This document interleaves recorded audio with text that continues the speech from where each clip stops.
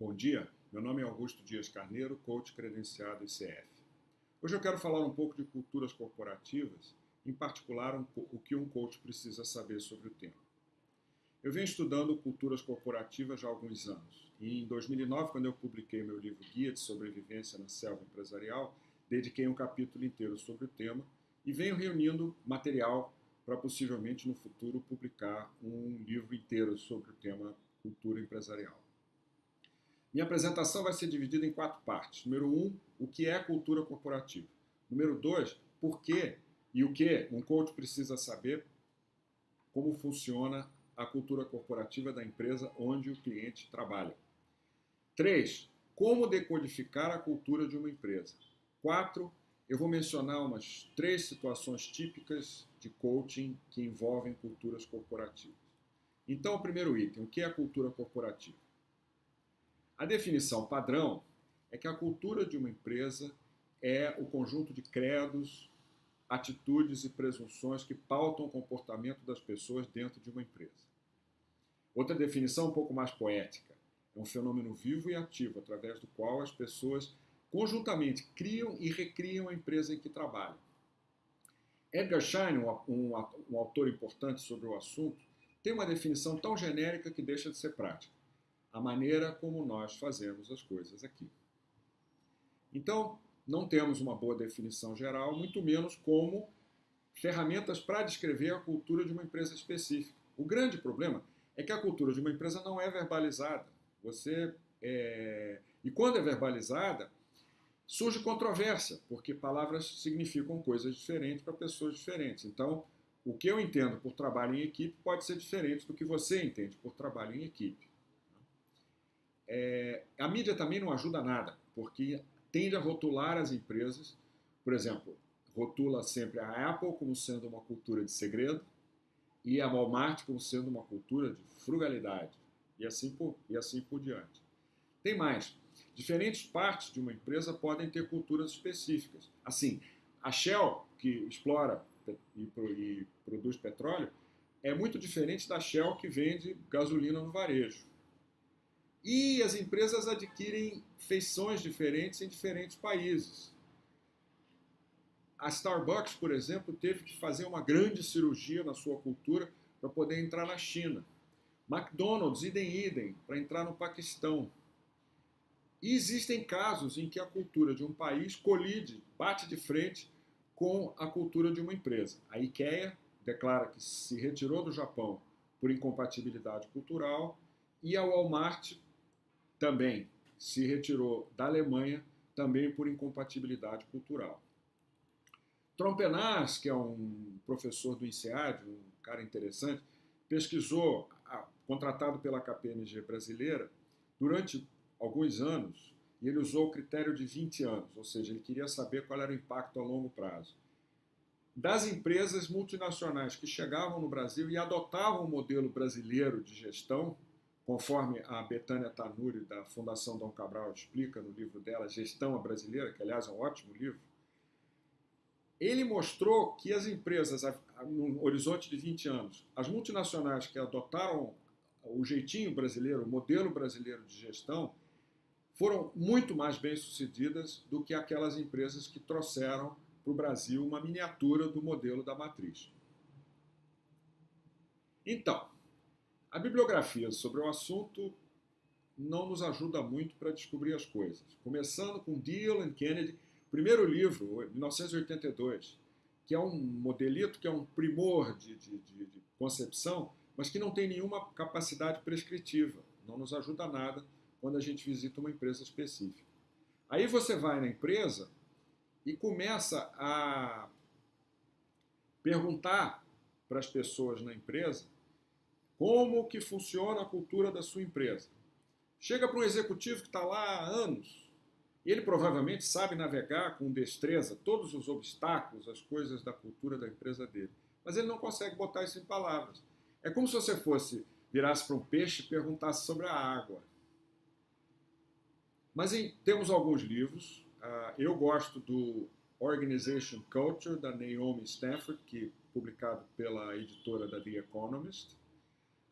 Um livro, Edgar Schein, que eu mencionei há pouco, é uma professora do MIT que estuda o assunto desde a década de 80, tem vários livros sobre o assunto. O mais popular chama-se The Corporate Culture Survival Guide.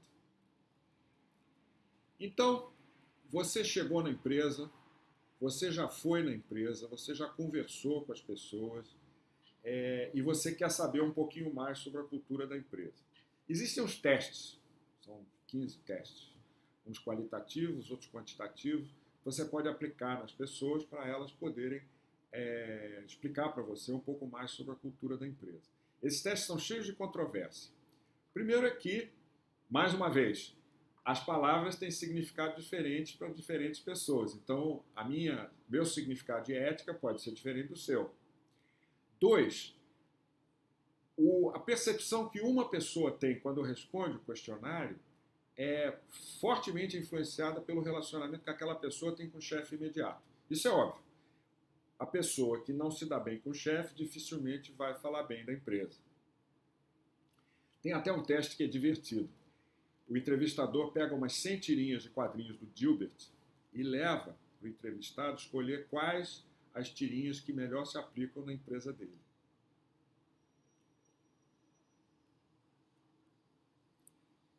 Há bastante controvérsia sobre o uso desses testes. O próprio Edgar Schein diz que ele contra-recomenda, num paper dele lá do MIT, ele contra-recomenda qualquer esforço de mudança cultural que comece com um teste desses. Mas eles são muito comuns, esses testes, principalmente quando a empresa está passando por uma fusão, aquisição. E por falar em fusão, é nesse o momento da verdade da cultura de uma empresa. Fundo em 2 empresas, você quer sempre saber que parte da cultura de cada uma vai sobreviver na que resulta. Nós aqui no Brasil temos um exemplo extremo, né? O Banco Santander, em algum momento, tinha lá dentro Banespa, Real, ABN, além do próprio Santander. Agora, passados 7 ou 8 anos dessas fusões repetidas, eu fico me perguntando que parte da cultura de cada uma sobreviveram no Banco Santander brasileiro. Resumindo, boa parte da cultura de uma empresa não pode ser nem escrita nem verbalizada, a não ser quando alguém infringe um dos seus preceitos. Aí todo mundo, não, a cultura da empresa. Muito bem. Por que um coach precisa entender de culturas corporativas? Alguém famosamente escreveu que as pessoas são demitidas, são contratadas com competências e demitidas com comportamentos. Né? O resultado é que, para ser eficaz, um executivo tem que ser suficientemente próximo da cultura da empresa para não ser excluído, rejeitado, mas suficientemente diferente para ser, de fato, um agente de mudança. É essa sutileza que o seu cliente de coaching vai precisar navegar. A título de primeira aproximação, deixa eu mencionar 14 lugares dentro de uma empresa onde a cultura da empresa aparece de uma maneira mais óbvia. Né? O Schein, no livro dele, fala sobre a ponta do iceberg. Eu identifiquei 14 itens e são assim. Número 1. Como é a estrutura organizacional dessa empresa? Ela é hierárquica ou é matricial? A estrutura reflete a estratégia? A quantidade de níveis hierárquicos numa empresa normalmente nos diz alguma coisa sobre que distância que o poder quer ter das tropas. Não é mesmo? 2. A maneira como a empresa delega autoridade. Hoje em dia a gente vê muito as pessoas com uma responsabilidade desse tamanho e uma autoridade desse tamaninho. Então eu quero saber se a pessoa mais próxima do problema tem, normalmente, poderes para resolvê-lo sozinho. 3. O nível de organização interna das empresas. Políticas, rotinas, procedimentos, processos. Vamos ver um exemplo aqui. 2 empresas concorrentes entre si, Procter & Gamble e L'Oréal. Procter & Gamble organizadíssima, tem manual para tudo. A L'Oréal, não. Por quê? Porque a L'Oréal, todo mundo na L'Oréal declara que a cultura deles tem um tema central, que é a criatividade. E eles acham que organização demais tira a criatividade das pessoas. 4. Quais são as variáveis críticas que a empresa monitora no dia a dia? A Xerox, por exemplo, tem uma obsessão com contas a receber. Por quê? Porque tinha um dos fundadores da empresa, lá na década de 30, 40, que passava às 5 da tarde e perguntava quem pagou, quem não pagou. Hoje ninguém mais se lembra quem foi que quis isso. 5, na forma como a empresa recruta as pessoas. Quantas entrevistas são necessárias? Quantos entrevistadores diferentes? A entrevista é mais voltada para competências ou para encaixe cultural? No final de todas as entrevistas, quem que decide recrutar aquela pessoa? 6, na forma como a empresa remunera as pessoas. Muito variável, muito fixo. Muito variável, pago em dinheiro, significa que a ênfase é resultado de curto prazo. Muito variável, pouco fixo, mas pago diferido no tempo, significa que eles querem que a pessoa fique a bordo. Muito fixo, pouco variável, quer dizer que a empresa prefere pessoas, uma certa estabilidade nos seus quadros, a ter muito talento a bordo, não é mesmo? Como que a democracia versus o individualismo, a autocracia, né? Como que a empresa decide, toma decisões? As pessoas decidem por comando, por consenso, por votação, por delegação. Como se dá uma decisão? 8, a forma como a empresa lida com seus clientes. Southwest Airlines, que parece, meus amigos do setor aéreo me falam que é paradigma do setor aéreo. O presidente da Southwest diz: o segredo do nosso sucesso é a obsessão que todo mundo aqui tem com obter feedback contínuo dos nossos passageiros. 9. Como que a empresa interage com os seus clientes? 9. A maneira como a empresa lida com incerteza. Dimensiona e planeja como lidar ou faz de conta que a incerteza não existe? 10. Maneira como a empresa trata seus colaboradores. Quem liga para quem antes das 8 da manhã? Quem liga para quem depois das 7 da noite? Tem gente dormindo numa cama diferente da sua, numa cidade estranha, 200 e tantas noites por ano? 11. Como que uma empresa faz reuniões? Eu visito empresas onde o objeto de uma reunião é marcar a próxima sobre o mesmo assunto. Qual é essa dinâmica de reuniões e decisões dentro de reuniões? 12. Como que a empresa lida com crises, inclusive as do passado. A empresa que já teve uma crise no passado, e o Nietzsche já falou para nós que o que não mata engorda, pode ser bom. As pessoas falam das crises do passado de uma maneira desembaraçada. Como que a empresa lida com a crise? Ela planeja, organiza e executa, ou ela faz de conta que a crise não existe? Na empresa, como a empresa demite, e tem gente que diz que prefere falar como que a empresa excomunga seus funcionários. Por exemplo, uma empresa que não dá referências, mesmo positivas, de um ex-funcionário, é no mínimo suspeita, não é mesmo? 14, esse é o meu último item, mas não é menos importante. Durante uma fusão, o que acontece? Que partes da cultura daquela empresa vão sobreviver na cultura da empresa que vai resultar dessa fusão. Agora eu chego na minha parte 4. Como que um coach pode ajudar? A gente já sabe que um dos fatores críticos do sucesso profissional do nosso cliente de coaching é a forma como ela lida com a cultura da empresa. Depois a gente constatou que cultura de empresa é um negócio meio difícil de você verbalizar, identificar, mas viu também que tem a tal da ponta do iceberg, os 14 itens que eu mencionei acima. Então vamos ver um bom lugar para a gente começar. Eu vou falar de 3 situações e vamos ver como é que a gente lida com cada uma delas. Eu sempre, faltando qualquer outro subsídio externo, eu plastifiquei os 14 itens que eu mencionei acima, levo para toda a sessão de coaching e quando o assunto cultura começa a aparecer, eu começo a fazer essas perguntas, né? Como é que é a estrutura organizacional? Como é que é a autoridade? Como que a empresa decide? Etc.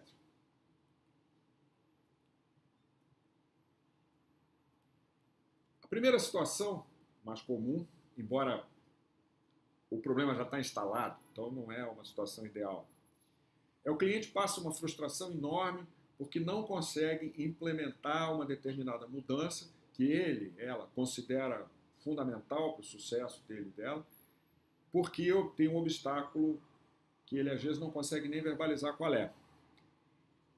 A reação natural do cliente é, na sessão de coaching, ele começar a falar das razões lógicas pelas quais ele tem que fazer aquela coisa. Ele não fala das coisas lógicas, inclusive as culturais. Cabe ao coach botar a cultura da organização no centro do palco e começar a fazer perguntas de natureza cultural, talvez com os meus 14 itens. Outra situação comum. O cliente contratou o coach exatamente porque acabou de chegar na empresa e precisa de ajuda para os seus primeiros 6 meses, 1 ano naquela empresa. Aí é uma situação complicada, porque o seu cliente ainda não entendeu direito a cultura da empresa. Claro que se ele tivesse começado a escanear a cultura desde as entrevistas de recrutamento, o problema não seria tão sério, né? Mais uma vez, cabe ao coach botar o assunto cultura no meio do palco quando o cliente começa a mencionar as razões lógicas para fazer o que tem que fazer e esquece que existem muitas razões não lógicas nesse mundo, inclusive as culturais. A terceira situação aconteceu comigo. E isso é uma coisa bem extrema, porque o nosso contrato de coaching já tinha começado e a empresa anunciou uma fusão com uma outra concorrente. Mais do que isso, ligou para o meu cliente e disse para ele, isso é raro, disse para ele, você é um personagem crítico do sucesso dessa fusão. Mas não disse se era durante, se era depois. É importante separar essas duas coisas. Às vezes um executivo tem um papel importante enquanto as empresas estão se fundindo, e hoje em dia empresas muito grandes levam 6 meses, 1 ano e meio para fundir, e se ele existe um papel para ele depois que a fusão estiver completada. Acontece muito que a empresa vira um exportador líquido de pessoas. Uma das razões que as empresas fundiram foi exatamente para racionalizar custos. Então, rapidamente, você vai ter 2 diretores financeiros, 2 diretores de marketing, 2 diretores comerciais e assim por diante. Então, é importante você ajudar o seu cliente no durante e no depois, sempre com os 14 itens para a gente poder acompanhar essa coisa. Tem um outro caso que eu vou deixar para a nossa sessão de debates daqui a pouco. É assim, digamos que, de repente, durante o coaching, você e o seu cliente se dão conta de que existe uma incompatibilidade cultural entre a empresa e o seu cliente. Como lidar com isso? Eu vou deixar essa daí para a fase das perguntas e respostas, para a gente poder debater sobre o assunto.